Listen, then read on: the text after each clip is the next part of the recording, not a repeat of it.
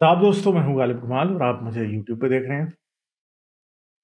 America ने Ayman al Zawahiri को एक ड्रोन स्ट्राइक के जरिए काबुल में मार दिया। ऐमन अल जवाहिरी कौन था? ऐमन अल जवाहिरी जब तक उसामा बिन लादेन जिंदा था तो वो अलकायदा का नंबर 2 था। एक मिस्री यानी इजिप्शियन था और ये इख्वानुल मुस्लिमीन और तहरीक अल जहाद और उसके बाद अलकायदा से एसोसिएटेड हो गया। ठीक है। और ये के मास्टरमाइंड्स में भी था। ये 93 में जो अटैक हुआ था वर्ल्ड ट्रेड सेंटर पे, उसमें भी इन्वॉल्व था। इसके अलावा काउंटलेस अटैक्स जो हुए थे अलकायदा की तरफ से मुख्तलिफ जगहों पे, उनमें ये इन्वॉल्व रहा। और पाकिस्तान के हवाले से अगर देखा जाए तो बेनज़ीर भुट्टो के की असैसिनेशन का जो फ़ैसला कहा जाता है कि किसने लिया या कौन सा बंदा था जिसने डिसाइड किया कि बेनज़ीर भुट्टो को असैसिनेट करना है, वो ऐमन अल जवाहिरी था, अलकायदा का नंबर 2।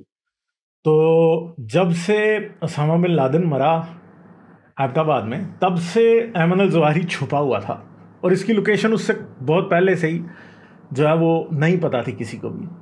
और अब जैसे कि अफ़गानिस्तान से अमेरिका डिफीट होकर वापस गया है, तो ये तालिबान ने एक जगहों पर ये कहा भी था कि ये अलकायदा और इंटरनेशनल टेररिस्ट को अफ़गानिस्तान में जगह नहीं देंगे।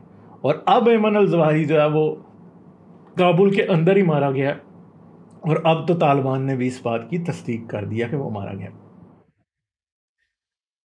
तो चले, एक अमेरिका ने तो अपना टारगेट जो था वो अचीव कर लिया, बुरे तरीके से शर्मिंदा भी होकर यहाँ से गए, मगर एक थोड़ा सा उनको फिर भी एक ब्रैग करने के लिए तो नहीं, मगर फिर भी एक उनको दिल की तसल्ली होगी कि जो दूसरा बंदा भी था अलकायदा का बड़ा जिसने 9/11 किया था, उसे भी उन्होंने मार दिया। मगर पाकिस्तान के लिए अब क्या इशारे हैं इसमें कि क्या तालिबान जो हैं वो एक अमन पसंद मुल्क के तौर पे रहेंगे? मुझे तो लगता है कि पाकिस्तान की गवर्नमेंट को बड़े अच्छे तरीके से पता है कि ये नहीं रहेंगे। और इस टाइम पाकिस्तान से मौलवियों का पूरा वफ्द जो है वो गया हुआ है, जो कि जाके जो है वो इस वक्त काबुल में मुज़ाकरात कर रहा था, मगर इस दौरान ही ये काम भी हो गया। तो इसका मतलब है कि तालिबान जो है वो टेररिज्म से बाज तो आने वाले नहीं हैं। मैं पहले भी बड़ी बार ये बात कह चुका हूँ। और पाकिस्तान को मेरे ख्याल में इस वक्त अमेरिका को ख़तरा तो शायद बाद में होगा, सबसे पहले तो अभी इस वक्त पाकिस्तान को ख़तरा है तालिबान से, क्योंकि जो कुछ भी ये करेंगे उसका सबसे पहला इफ़ेक्ट कहाँ होगा? पाकिस्तान में होगा। और पाकिस्तान में क्या इफ़ेक्ट होगा वो आप और मैं बड़े अच्छे तरीके से जानते हैं। पाकिस्तान में किसी वक्त भी टेररिज्म आउट ऑफ कंट्रोल जा सकता है तालिबान की वजह से, क्योंकि तालिबान जो है वो क्या लाइन ले रहे हैं हमें नहीं पता। अगर ऐमन अल जवाहिरी जो है वो कह रहे हैं कि वो खुलेआम फिर रहा था इस वक्त काबुल में और उसकी फैमिली भी वहाँ पे काबुल में पहुँच चुकी थी, तो इसका मतलब है कि अलकायदा का वो नेटवर्क जिसको अमेरिका समझ रहा था कि टूट गया है, वो दोबारा से बनना शुरू हो गया। और इसके बुरे इफेक्ट्स पाकिस्तान पे भी होंगे। पाकिस्तान में मैरियट ब्लास्ट जैसे इंसिडेंट्स क्या दोबारा होते नज़र आएंगे? क्या APS पेशावर दोबारा होता नज़र आएगा? बहुत सी चीज़ें हैं जो कि हम जो एक्सपेक्ट कर रहे थे कि शायद किस्सा पारीना बन चुकी हैं, वो मुझे तो लगता है कि ये दोबारा होती हुई दिखाई दे सकती हैं। क्योंकि इस वक्त अगर ऐमन अल जवाहिरी वहाँ पे बैठा था तो इसका मतलब है कि काबुल में अलकायदा का नेटवर्क दोबारा से काम करने लग गया। और अलकायदा का नेटवर्क क्या करने के काबिल है वो हमें अच्छे तरीके से पता है। वो बेनज़ीर भुट्टो जैसी असैसिनेशन दोबारा पाकिस्तान में कोई भी हो सकती है। APS पेशावर जैसा काम हो सकता है, मैरियट ब्लास्ट जैसे काम हो सकते हैं, KPK के अंदर अनरेस्ट बढ़ सकता है, किसी छोटे मोटे हिस्से पे ये पाकिस्तान के कब्ज़ा कराने की कोशिश कर सकते हैं तालिबान और अलकायदा। और हमें अच्छे तरीके से पता है कि पाकिस्तान इस वक्त जो इतनी बड़ी फाइनेंशियल क्राइसिस से गुजर रहा है, उसके दौरान पाकिस्तान काफ़ी वनरेबल है। पाकिस्तान की जो आर्मी का बजट है वो बेसिकली पिछले साल से इस टाइम कट इन हाफ हो चुका है, क्योंकि पाकिस्तान में जो एक इंपोर्ट एक्सपोर्ट का क्राइसिस है उसकी वजह से, और जो रुपी जो डीवैल्यू हुआ है, इस बजट में पाकिस्तानी आर्मी को $10 बिलियन भी नहीं मिले डिफेंस के एक्सपेंडिचर के लिए। इसके अलावा बलूचिस्तान की सिचुएशन हमारे सामने है। बलूचिस्तान में हज़ारा कम्युनिटी पे कभी भी दोबारा अलकायदा और तालिबान की वजह से काम दोबारा शुरू हो सकता है। तो पाकिस्तान एक बड़ी वनरेबल स्टेट के अंदर हमें दिखाई दे रहा है। पाकिस्तान की कमज़ोरी जो है वो फाइनेंशियल कमज़ोरी जो है वो उसकी स्टेट की रिट की कमज़ोरी में भी ट्रांसलेट होती हुई हमें दिखाई देगी।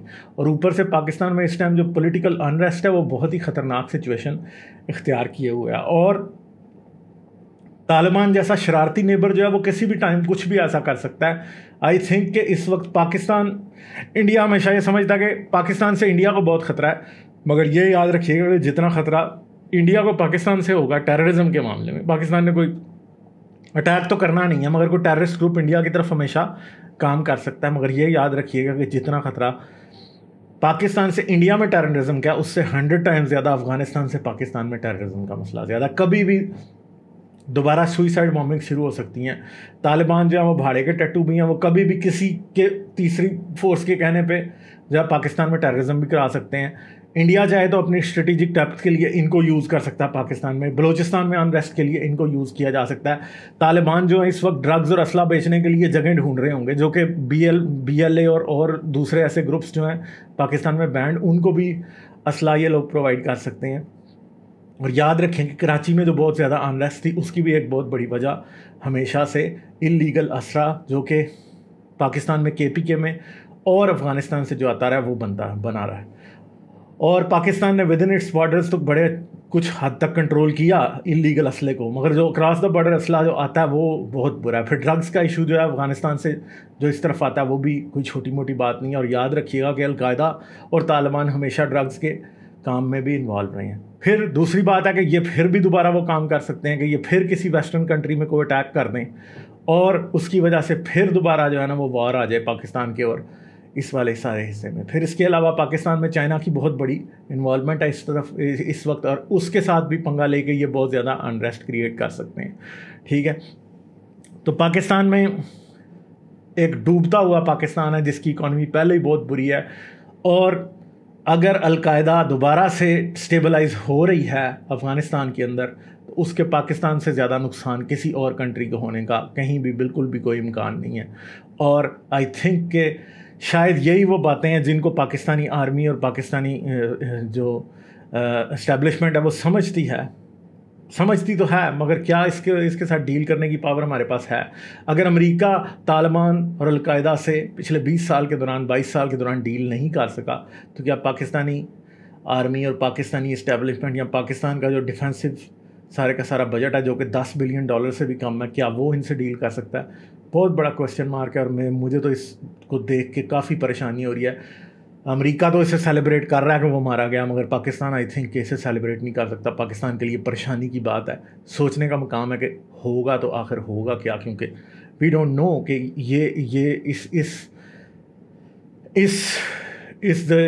इस कुएं की डेप्थ क्या है। और ये याद रखिएगा कि अगर अमल अल-ज़वारी मर भी गया तो क्या अलकायदा के पास और लोग नहीं हैं, तालिबान के पास और लोग नहीं हैं?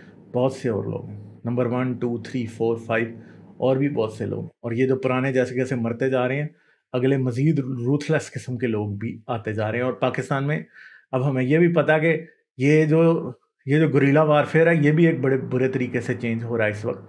और पहले तो सुइसाइड बॉम्बिंग और ये चीज़ें दिखाई देती थी, अब छोटा मोटा कोई होममेड ड्रोन्स के साथ भी अटैक्स इस तरह की तंजीमें जो है वो कर सकती हैं। तो अभी देखना पड़ेगा कि आगे क्या होगा। मगर ये आगे चलें, हम ये कह सकते हैं कि एक जिहादी मुल्ला जो है वो मारा गया, मगर बहुत से हैं जो उसको रिप्लेस करते हुए दिखाई देंगे। तो बस तशवीश है पाकिस्तान के लिए। चलें दोस्तों, अपना ख्याल रखिएगा। आदाब। लाइक, शेयर और सब्सक्राइब करना मत भूलें। इसके साथ साथ आप मेरे चैनल को पेट्रियन पर सपोर्ट कर सकते हैं। पेट्रियन का लिंक वीडियो की डिस्क्रिप्शन में है।